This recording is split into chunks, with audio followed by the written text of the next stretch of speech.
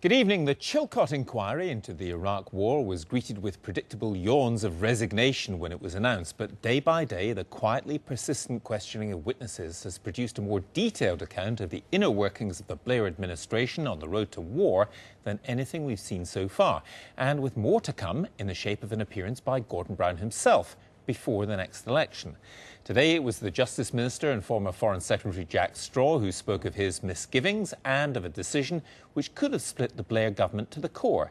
David Grossman joins me now. This is quite significant if the Prime Minister is going to appear before the next election. He is. What's changed, Gavin, since the Chilcott inquiry announced the programme of witnesses for their inquiry is, in a word, politics. They said at the time that they wished to insulate their inquiry from the day-to-day politics, specifically in the run-up to the next general election. Therefore, they wouldn't be calling Gordon Brown until after the election. It wasn't fair, they said, to have people using his words. They wanted him to be honest in the inquiry, and it wasn't fair if people were going to use his words against them.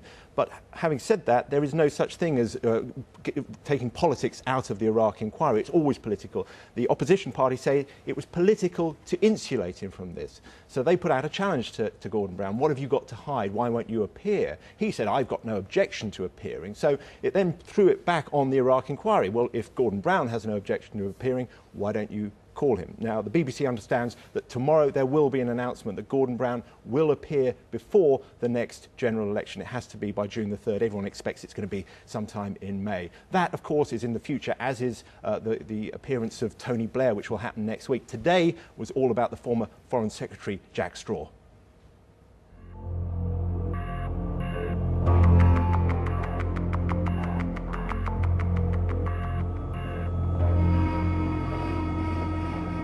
Exactly 7 years ago today, British forces were forming up off Gibraltar, and Jack Straw was telling the Commons that Saddam could still survive.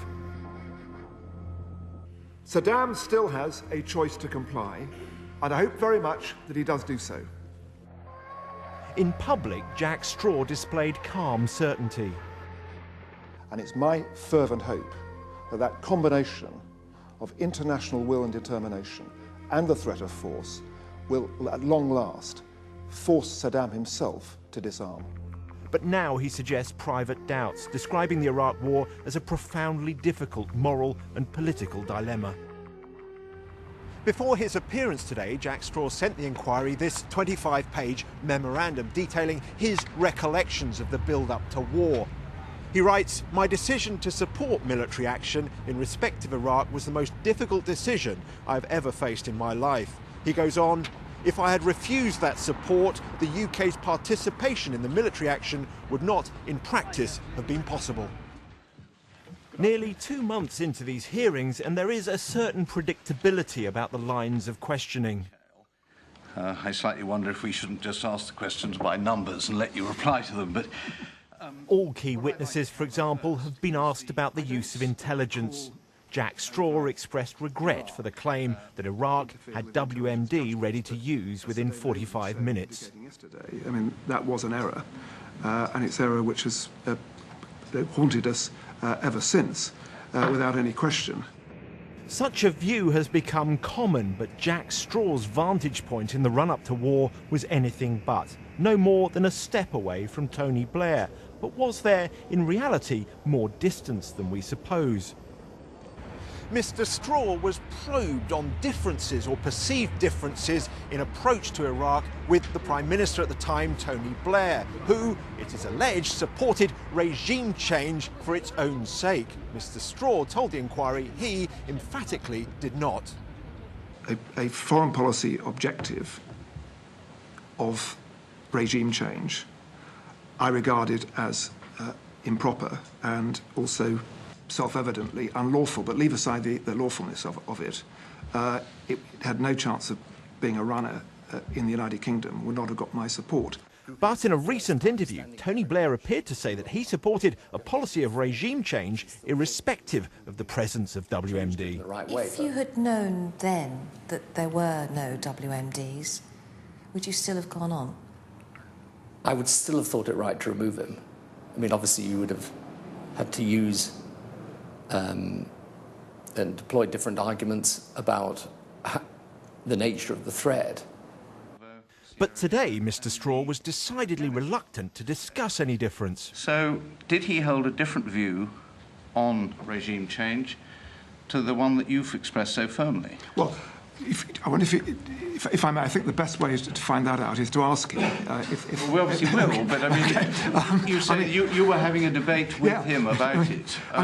Look, we're two different people. But in one government? Of course. We came to a... I'm trying to work out what the government's policy was. No, and indeed, of course, but it would, it's not no great surprise to know that people at the senior levels of government hold strong views and debate those. There were, in essence, two different Mr Straws on show today. A helpful one, as when the inquiry chairman got a cough. Excuse me. If the chairman is in a state to continue... He's recovered. I've got some very... Seriously, I've got some very good throat sweets. Not now, but thank you. But then there was less than helpful Mr Straw, as when he was asked about letters that Tony Blair had written to George Bush that apparently pledged British support for military action. Were you entirely comfortable with the way that the Prime Minister was expressing himself to the President? Well, if I mean, some of the this will be easier, I think, if there were. It would be much easier. Private sessions, but It anyway. would be much easier if we had them in front of us. But I might say so. I mean, that's obviously not a matter for me. Would I have written the memorandum in the same way? Probably not, because I'm a different person. But how much is Jack Straw a different person from the one who urged the UN to act 7 years ago? If he did have doubts, he had a responsibility, I think, to share those doubts with Cabinet colleagues in a way that allowed Cabinet colleagues to make a correct and informed decision about whether or not this was the right course of action. Had he done so, I think history could have been written very differently. Jack Straw is so far the most senior politician to give evidence to this Iraq inquiry, but he will not be the biggest name. As when he was Foreign Secretary, Mr Straw has set the stage well for Tony Blair. He will give evidence a week tomorrow.